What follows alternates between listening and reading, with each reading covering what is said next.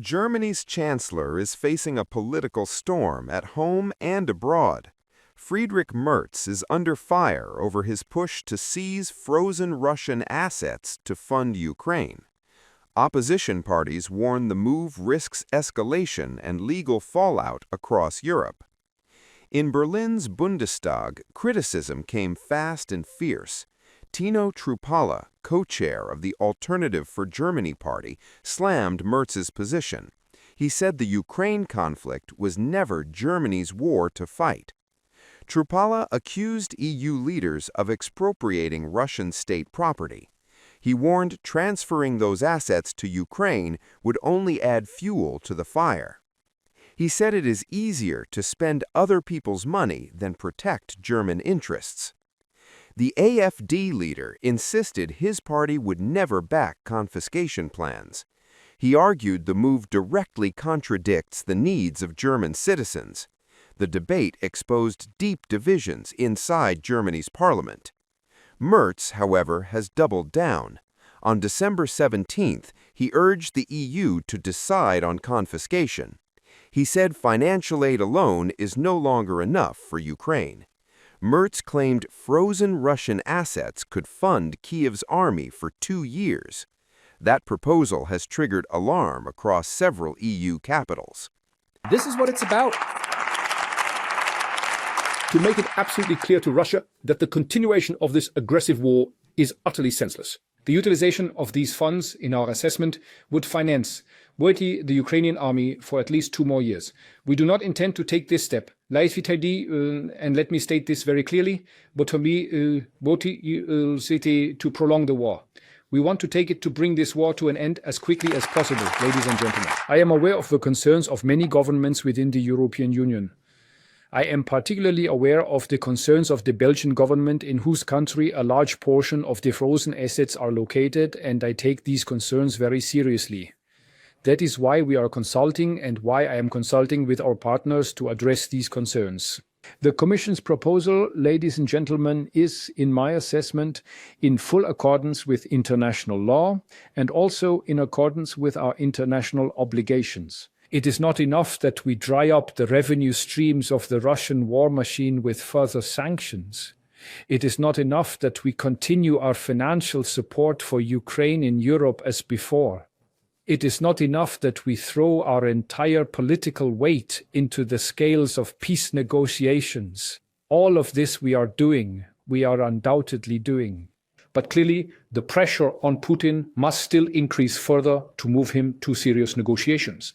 And it is precisely for this, ladies and gentlemen, dear colleagues, precisely for this that we need the decision of the European heads of state and government. And I will personally advocate for such a decision starting this evening in Brussels. Slovakia's prime minister has openly rejected the plan. Robert Fico said he would not support any scheme that prolongs the war. He warned frozen asset plans would only deepen the conflict. Fico also condemned Merz for comparing Vladimir Putin to Adolf Hitler. I hope I am sufficiently clear and understandable regarding my positions, and I will not change them. This means I will not support At tomorrow's European Council meeting, there will be no solution that would lead to the provision of a military loan to Ukraine. None. I am shocked by how some European Union representatives have thrown a wrench into the American president's peace negotiations. I am truly shocked by how quickly they intend to decide tomorrow on the frozen Russian assets, solely to prevent these frozen Russian assets from becoming a part of any peace agreement, because frozen Russian assets should indeed be an integral part of a peace agreement, and they ought to be utilized based on mutual consent primarily for the comprehensive reconstruction of Ukraine itself. But as Prime Minister, I will not support any scheme whatsoever, whether it involves frozen assets or anything else that could potentially lead to further support for the ongoing war. I very much look forward to the visit of the German Federal Chancellor. Let me be frank, do you think I'm afraid to say something? I consider it a very unfortunate statement when someone compares Putin to Hitler. Very unfortunate, and especially if it comes from the mouth of the German Federal Chancellor. Let's also be a little proud, let's have the courage to call things by their true names. I am stating, and And I believe, and I repeat again, that certain leaders within the European Union are not comfortable with the fact that there are peace negotiations taking place, and we should seriously reflect on how we operate if a British Prime Minister became a leader in the European Union. Because that's how it is, Kake. Look at our standing. The so-called European Foreign Minister, I'm talking about the High Representative Pacura, goes to the United States and no one even receives her there. No, please, you don't want to see the atmosphere. We simply have no standing as the European Union. Hungary's Viktor Orban went even further.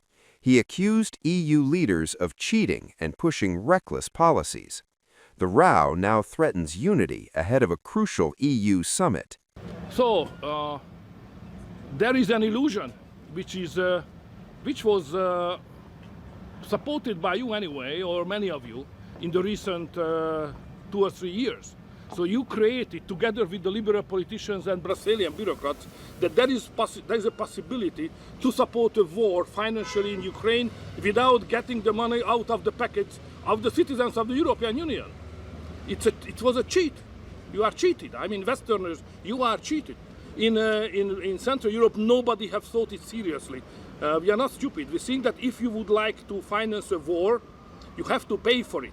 Here, there was an illusion created by the leaders and accepted by you anyway, that it is possible to finance the war and reconstruction in Europe without the money in the pocket of the European citizens, just based on the so-called frozen asset, which is an illusion. You will pay for it. We all will pay. It's a bad strategy, huge mistake, and we all pay for it. So of course we refuse to guarantee if there is a proposal for these frozen assets. We have the same position like Belgium. Belgium is the most important country in this debate. I was here last week and I spoke with Prime Minister of Belgium. He explained me the problems. So we will see what will be the position, because also the other countries like Italy and other countries are changing the position. So there will be a negotiation until the last moment of Council, and we will see what is the final proposal. Leaders are set to debate a $140 billion loan for Kyiv. The proposal relies heavily on Russian assets frozen in Europe. Opposition remains strong, including in Belgium, where many assets are held. EU Commission President Ursula von der Leyen says a decision must come this week. As divisions widen, Europe's Ukraine strategy faces its most serious test yet. This week's European Council is about facing the reality of the moment. The reality of a world that has become dangerous and transactional, a world of wars, a world of predators. The reality of this world means we Europeans must defend ourselves and we must depend on ourselves. We have been living in this world for some time, even before the biggest wake-up call of all, that was Russia's illegal invasion in Ukraine in February 2022. Yesterday's peace is gone. We have no time to indulge in nostalgia. What matters is how we confront today. We cannot afford to let the world views of others define us. And this is why I proposed 2 different options for this upcoming European Council, one based on assets and one based on EU borrowing. And we will have to decide which way we want to take, which route we want to take. But one thing is very, very clear. We have to take the decision to fund Ukraine for the next 2 years in this European Council.